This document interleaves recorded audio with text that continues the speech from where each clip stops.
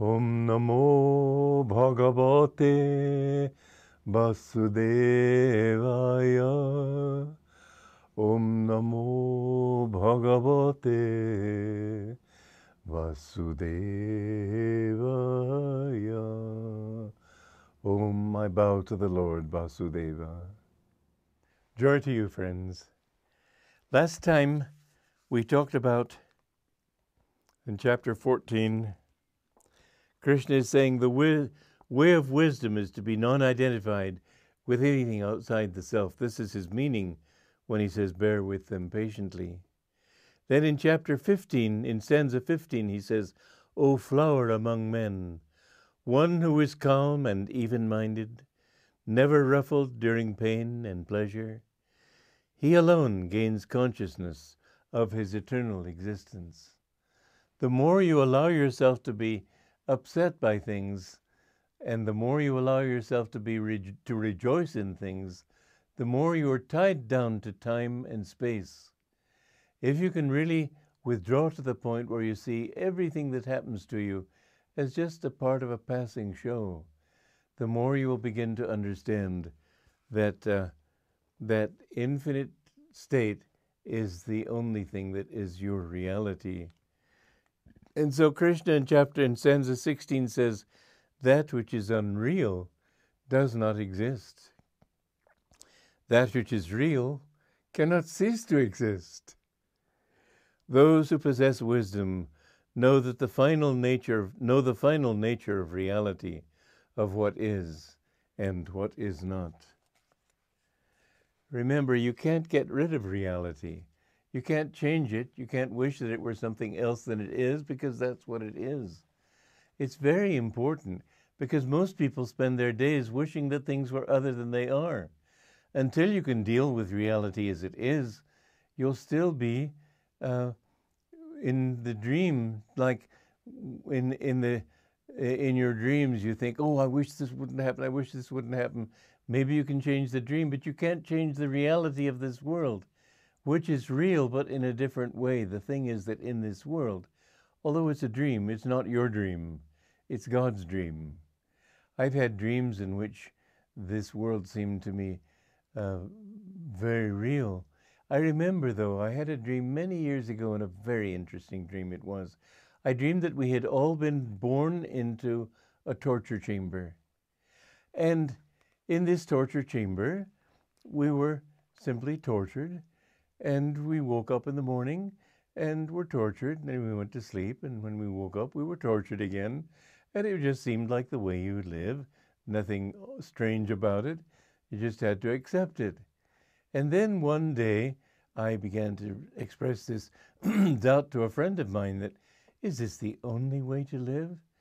And he thought, well, no, it can't be. And a few of us, finally one day, we rose up and slew the torturers and escaped from the torture chamber. And we discovered that it was only the top floor of a building, symbolizing the mind, in other words. And we went down the long staircase, many floors of a completely empty building. Once we had overcome the torturers in our mind, we had overcome everything. There's no other battle to fight. And I remember coming out into the open plain, and I can still see this dream as clearly this moment as I dreamed it then. And we looked around, we saw everything stretching out to the horizon, and green grass and space. And then, as we were walking away from this scene of torture, we looked up and we could see the torturers still torturing people as if we'd never killed them. We looked at each other in amazement. And then I turned to somebody, I said, can't you see it's ourselves we've conquered, not the torturers? I woke up then and I realized it was a very important dream, that we must understand that the real torturers are not how other people treat us, not how the world treats us, not our luck and bad luck, not our successes and failures. These are all perfectly extraneous to us. We are tortured by the downsides of life, but when we can overcome ourselves, then we are free. And I had another dream when I was young, and a very important dream it was too, because this was a friend of mine that I had always been very loyal to. And he took advantage of my loyalty, and he treated me like dirt because he felt I was in his pocket and he could treat me as he wanted. And gradually over the years, I developed a very deep bitterness toward him. And I thought that I had felt deeply betrayed by him. And then as I was reaching death, and again in this dream I approached death, I suddenly realized that if I die with this thought, I will have to be reborn in a position where I can treat him the way he treated me. And then he will be bitter, and so he will be born in a position where he can treat me again. And this will go back and forth like if you drop a stone into a pond, the waves lap back and forth, ripple back and forth across the pond until finally they just subside.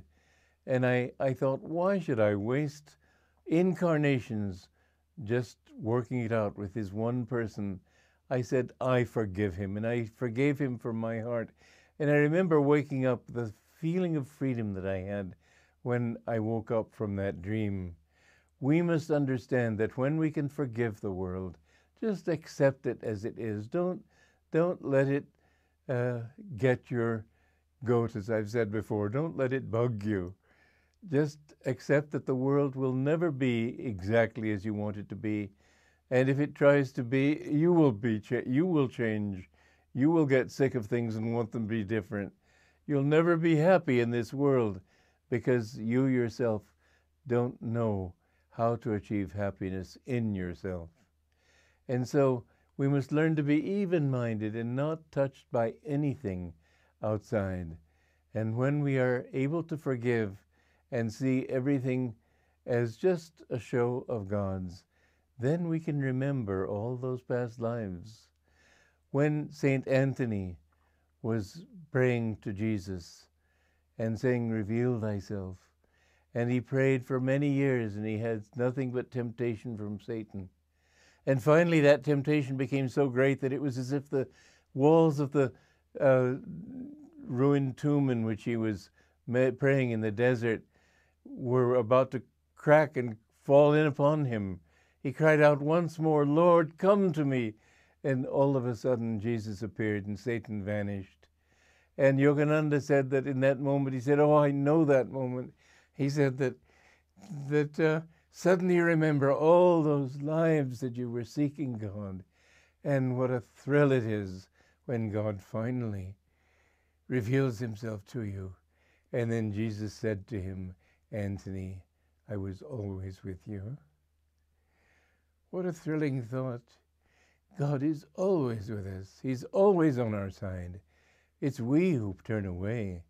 But if we can resist the test that he rightly places before us, we've gone the wrong way a long time. He wants to know now if we really want him. It isn't just a casual decision. It's a decision for eternity.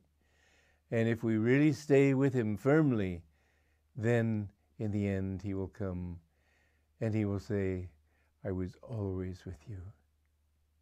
Joy to you.